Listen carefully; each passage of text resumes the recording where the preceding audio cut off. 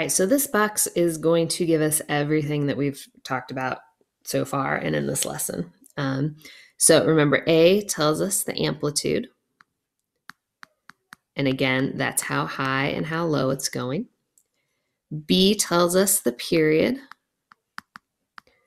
which is going to be 2 pi divided by B, whatever that is. And then the C. This C is called a phase shift, or it's also called a horizontal shift. They mean the same thing. I think this book uses phase shift a little bit more often. That's generally what I tend to use as well. But the phase shift or the horizontal shift is going to take the whole thing left or right. Okay.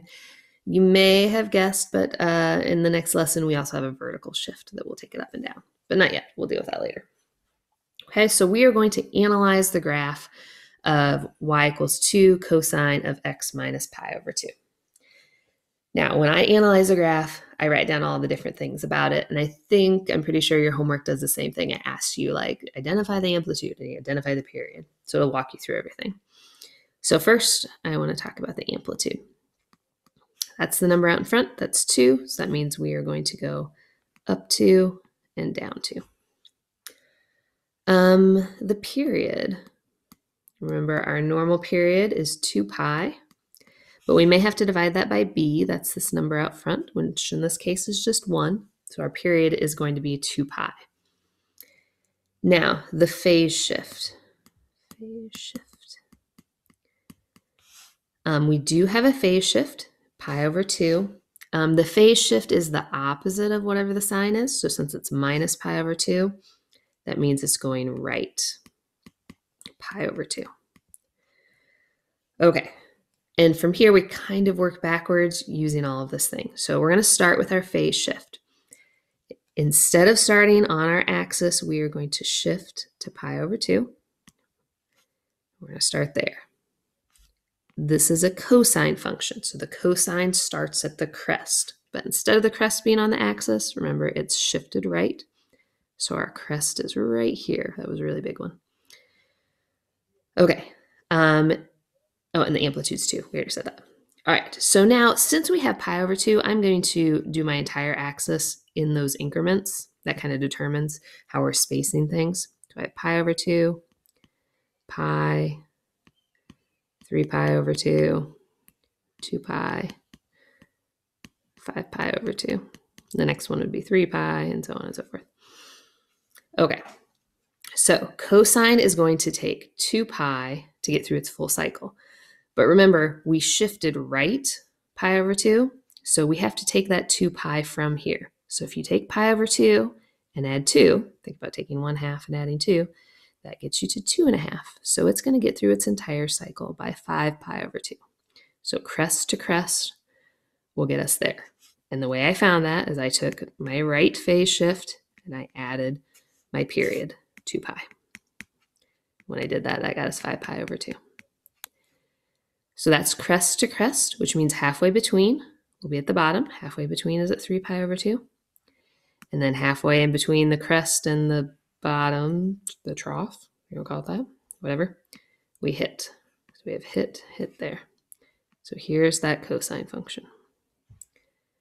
Okay, and then we can follow the pattern the other direction. We just need to do some more numbers. Here's 0, here's negative pi over 2.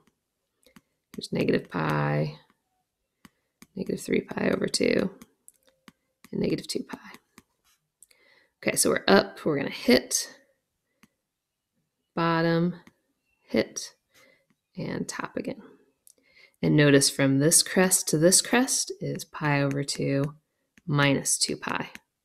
Because you're just going a period in the other direction, and that's the negative 3 pi over 2.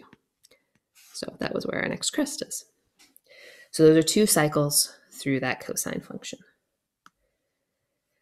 All right, let's check out this last one. We want to analyze 1/2 sine of x minus pi over 3. So we're going to walk through the same pieces. First, we're going to talk about the amplitude. That's the number out in front. It's 1/2. So here's 1, so we're only going up to 1/2. The next thing that we're going to do is the period. Remember, our normal period is 2 pi. We have to divide it by b, which in this case is 1. So I can change it. And we're going to talk about the phase shift.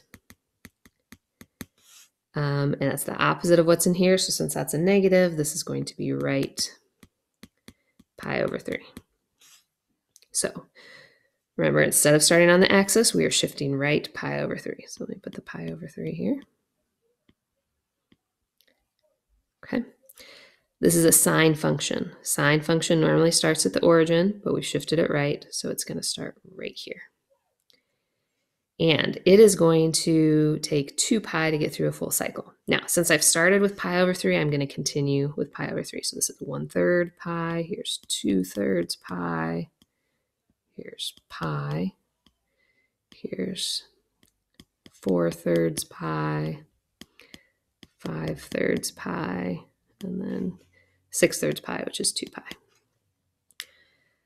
All right, so I want to go starting at pi over 3. How long does it take me to get through a full cycle? Well, it's 2 pi. So when I add those together, I end up with 7 pi over 3. So I'm going to get through a full cycle by 7 pi over 3. I guess I didn't go far enough. Okay. So our sine function is going to go up, hit, down, hit, and that entire process will take 7 pi over 3. Which means halfway in between these, it hits again. So it's going to go up, hit, down, and hit. And it is only going up to 1/2. So halfway between these 2 points, about right there, is going to be our top point, and halfway between these 2 points, about right there, will be the bottom. Okay. And if you go the other direction, you can do the same thing. So negative pi over 3, 2 pi over 3, negative pi. I may not have room for all of this. So notice I've got 2 hash marks before my next hit. So I have 2 hash marks. Here's my next hit. So we'll go down in here and then 2 hash marks. I'll be here. Okay. So what is that? Negative 4 pi over 3 and negative 5 pi over 3. And if you wanted to find this point, it's just pi over 3 minus the 2 pi. Okay, so these are some of the transformations on the sine and cosine function. That's what your homework's going to be about tonight.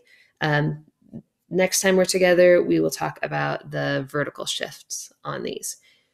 You need to be able to do these by hand, okay? I know you can obviously check things on Desmos and all of that, but this is really important for this part of the chapter that you can do these by hand. And when we take our quizzes and tests, obviously you won't have Desmos to use. So make sure these are making sense. Email me with questions or stop by and see me if you're not sure what's going on.